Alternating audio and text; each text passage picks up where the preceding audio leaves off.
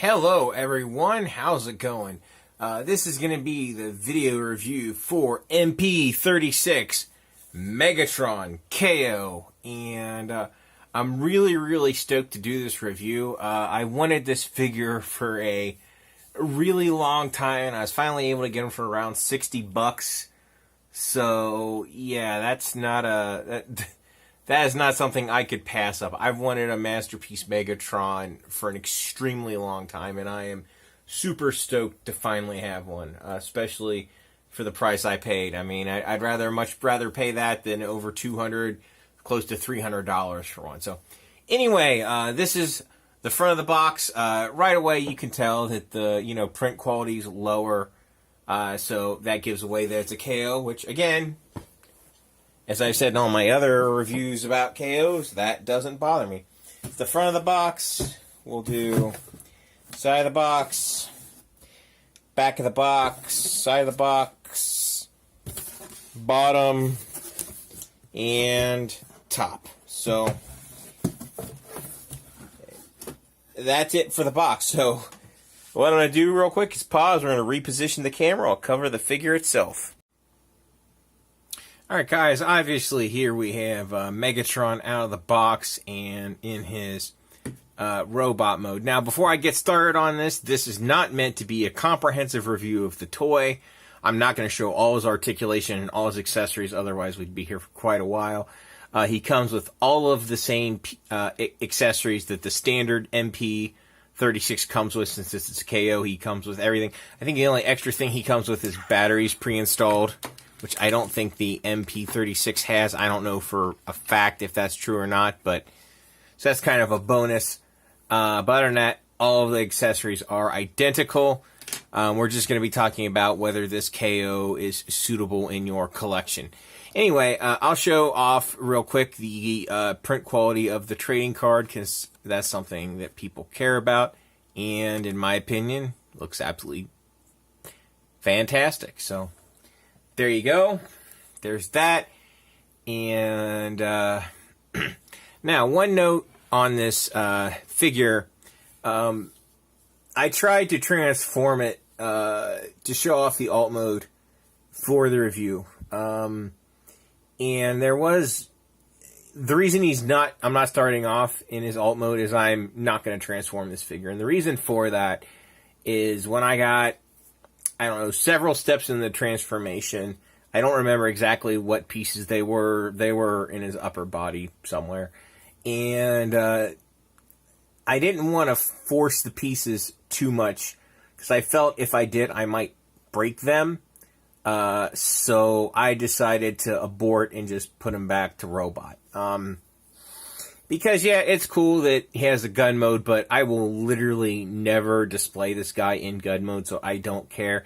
And I have heard reports of people actually breaking the real deal MP36.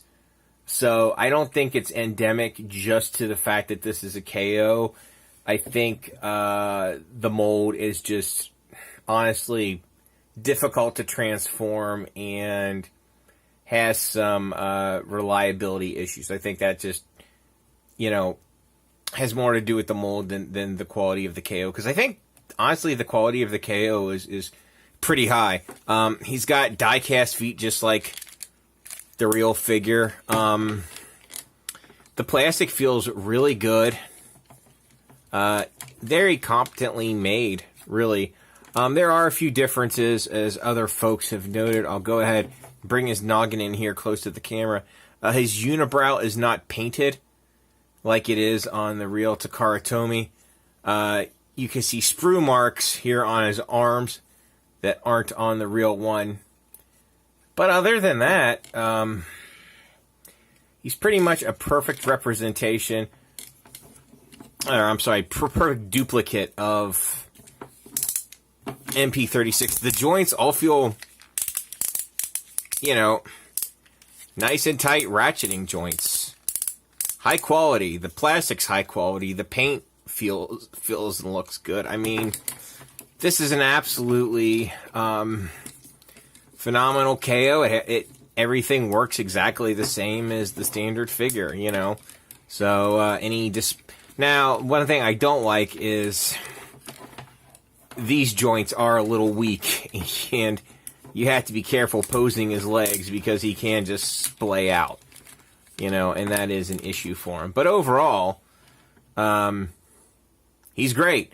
The only thing I've really discovered that's maybe slightly off about the KO actually relates to his mace accessory, and I'll show you what I mean. So let's go ahead and pop his hand off.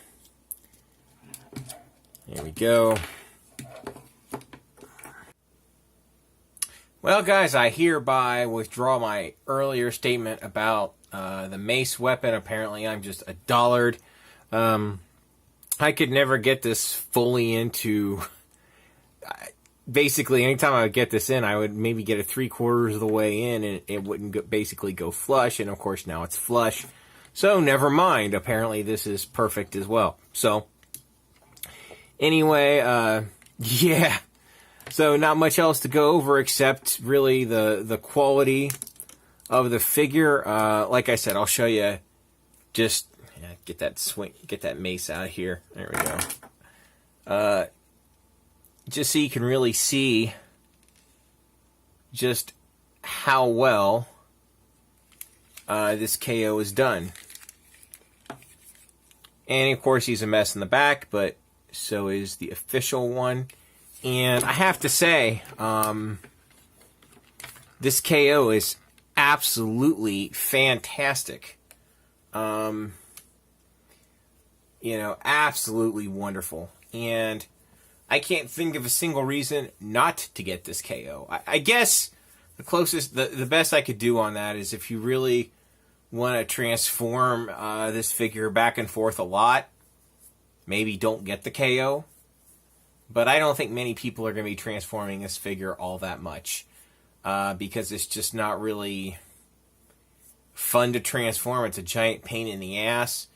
And most people are going to want to display this in robot rather than gun mode. So if that's a big need for you, maybe don't get them. But if you just want a nice looking action figure to be your Masterpiece Megatron, this definitely does the job admirably. Now, if you like the toy version that was just announced by Takara Tomy better than this, just wait around a while. I'm sure they'll do a KO of that as well. So, anyway, that's pretty much it. As always, if you like this, thumbs up. If you hate me, thumbs down. Share, subscribe, all that fun stuff. Thanks so much for watching. Live long and prosper.